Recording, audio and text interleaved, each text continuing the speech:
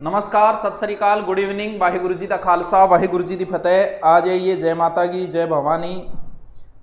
चलो इम चला के दी, आ जाइए। बीएड से प्रणाम। अरे बीएड गुरु जी मालपुआ खा लो बेटा, खावा ही माँ जल्दी। आ जाओ, जल्दी से आओ, बहुत सारी बातें भी तो करनी है, बहुत अच्छी अच्छी बातें भी तो करनी है। जल्दी से आ जाओ, बन के हो जाते हैं, फिर शुरू करते हैं। सर टॉपिक क्या सर जी, आज कौन सा टॉपिक कराओ? आज टॉपिक नहीं कराऊंगा, आज आरएस की थोड़ी सी आपको जानकारी दूंगा, ठीक है? आ जाइए आ जाइए आ जाइए। बोलो। अच्छा क्या बोला? अभी 12वीं हुई है, मैं आगे क्या करूं? आगे तो 13वीं कर, फिर 14वीं कर, फिर 15वीं कर, ठीक है? आ जाओ। 12वीं के बाद बीए या जो भी तेरा सब्जेक्ट है वो कर, जिससे ग्रेजुएशन तो कंप्लीट कर पहले। आ जाइए, जल्दी से आइए। सर टी शर्ट अच्छी लग रही है, मैं हर बात में थे बढ़ाई करो कि आ चीज बढ़िया कौन लग रही। तो आरएस के बारे में पहले थोड़ी सी जानकारी देते हैं। सबसे पहले तो गुरु पूर्णिमा की सबको बधाई। कहीं ना कहीं कोई ना कोई किसी ना किसी का गुरु तो रहता ही है। गुरु का मतलब ये नहीं है जो पढ़ाता है वही गुरु है। जीवन में आपको कोई अच्छी सीख देता है वही आपका गुरु है। साधन तेज चला रहे हो, कोई कहे कि ये गलत है, वो आपका गुरु है। गुरु का मतलब ये होता है जो आपको कहीं ना कहीं सीख देता है। तो जरूरी नहीं है कि जिससे आप पढ़ो सिर्फ वही गुरु होता है। तो गुरु पूर्णिमा की आप सबको हार्दिक बधाइयां और तथास्तु, जुग जुग जियो। सभी गुरु हैं अपनी अपनी जगह, मौका मिलना चाहिए बोलने के लिए। चलो अब आरएस के बारे में आपको थोड़ी सी जानकारियां देनी थी। देखो, कल आरएस का सिलेबस जारी हुआ था, तो वो सिलेबस भी मैं आपको बता दूंगा कि नया सिलेबस क्या हुआ। देखो आरएस, एसआई, ये बड़ी भर्तियां हैं। इनके जो पद आते हैं वो इतने ही आते हैं, 500, 600, 700, 800, 1000, बस इतने ही। ये नहीं है कि तुम ये सोचो कि एसआई और आरएस के लाखों पद आएंगे एक साथ और सगड़ा सगड़ा ये लाग जाए। ना, ऐसी भ्रांतियां नहीं। ये बड़े हैं, बड़े लेवल के पद है। तो इसमें 1000, 800, 700, तो अब की बार जो है लगभग 1000 पद हैं, यानी 988 समथिंग पद आए हैं किसके? आरएस के, ठीक है? विज्ञापन जारी हो चुका है। अब फॉरम कब से शुरू हो रहे हैं? 28 जुलाई से शुरू हो रहे हैं फॉरम, और कब तक शुरू होंगे? 28 से 27 अगस्त तक चलेगी। नॉर्मल सबको दे रहा हूं, जानकारी सबको पता है इन चीजों का, लेकिन फिर भी इतने में सब जुट जाते हैं। उसके बाद गुरुकुल कब खुल रहा है, गुरुकुल की भी आपको जानकारी दूंगा, और इसमें भी आपको जो तैयारी करना चाहते हैं उनको मैं बता दूंगा। देखिए, 1 महीने का टाइम मिलता है, प्रत्येक फॉर्म भरेंगे। उसमें योग्यता क्या चाहिए? इसके लिए योग्यता ग्रेजुएशन होती है, क्योंकि ये ग्रेजुएशन लेवल की भर्ती है। सर मैं तो फाइनल में हूं, बिल्कुल तू भी भर सकता है, फाइनल वाला भी भर सकता है।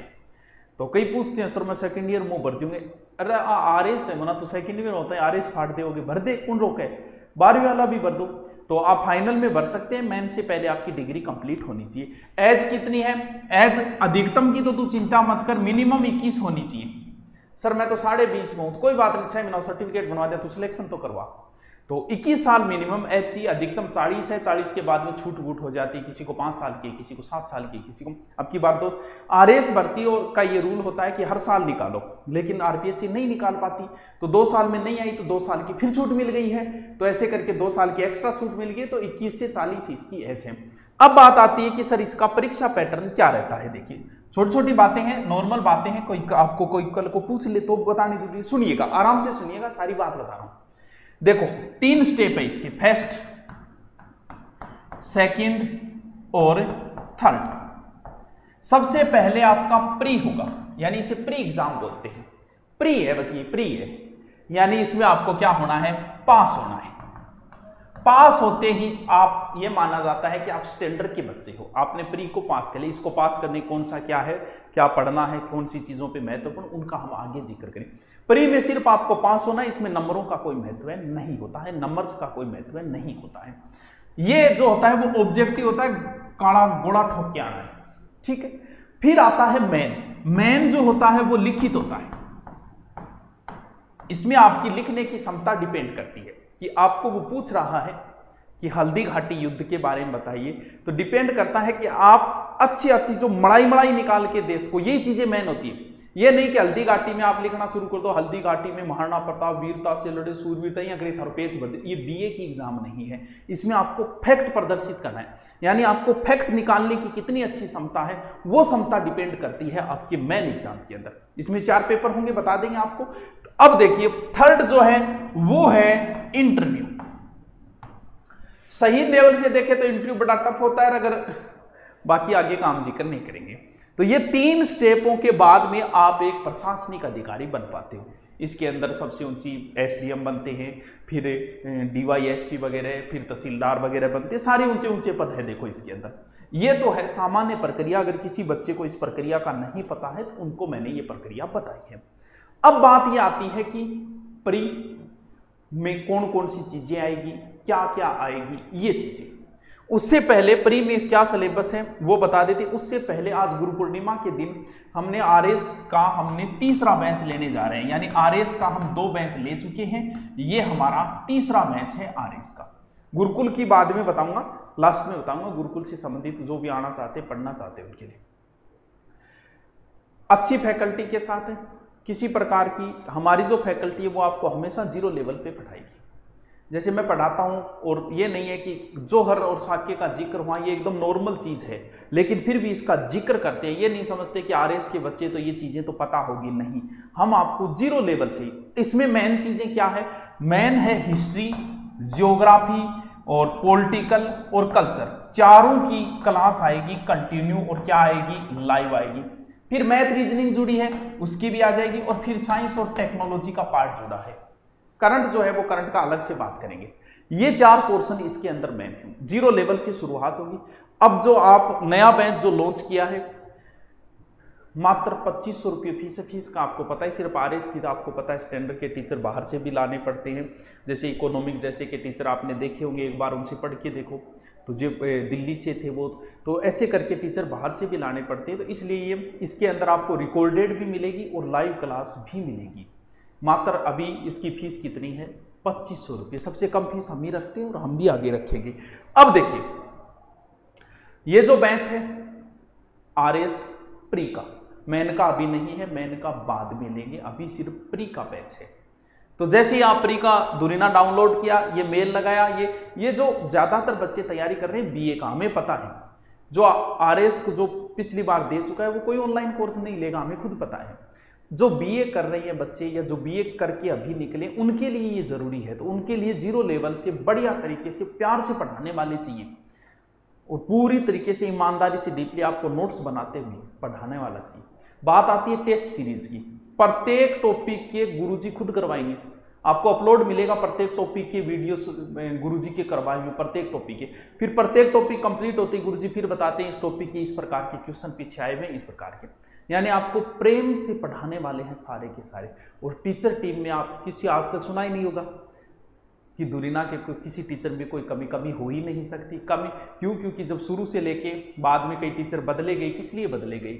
मैं टीचर को तभी एक्शन लेता हूं जब मुझे बच्चे की कोई शिकायत आए। एक टीचर दूसरे टीचर के बारे में कुछ कहता है, इससे कभी एक्शन नहीं ली गई। सिर्फ बच्चे की शिकायत नहीं आती, प्रत्येक बच्चे के नंबर दे दिए जाएंगे पर्सनल व्हाट्सअप की, ये लो कोई समस्या आए हमें बता दो। तो जैसे ही आप करिए। अब बात करते हैं हम, ये सारी प्रोसेस आपको पता है, नहीं पता है तो नंबर से कॉल कर। अब हम जिक्र कर लेते हैं सिलेबस का, कि नया सिलेबस जो किया है उसके अंदर क्या किया गया। देखो कितने पोर्शन है? टोटल 11 पोर्शन, टोटल 11 पोर्शन है। यानी ये पहला है राजस्थान का इतिहास, कला, संस्कृति, साहित्य, परंपरा, विरासत। यानी अगर मैं टॉपिक बांचने की कोई जरूरत नहीं है, पूरी राजस्थान की हिस्ट्री है भैया। तुम आरएस की तैयारी करो, पूरी राजस्थान की हिस्ट्री है। अब अलग अलग क्या बांचो, परेगा आती है, सीकर, ये है, सिसोदिया, अमरसर, कच्छ, अमरसर, पूरा का पूरा राजस्थान की इतिहास है। ठीक है सर, आगे चलो, कोई बात नहीं। नेक्स्ट पेज, ये है भारत का इतिहास। कोई बांचने की जरूरत नहीं, पूरा भारत का इतिहास लगता है आरएस के अंदर।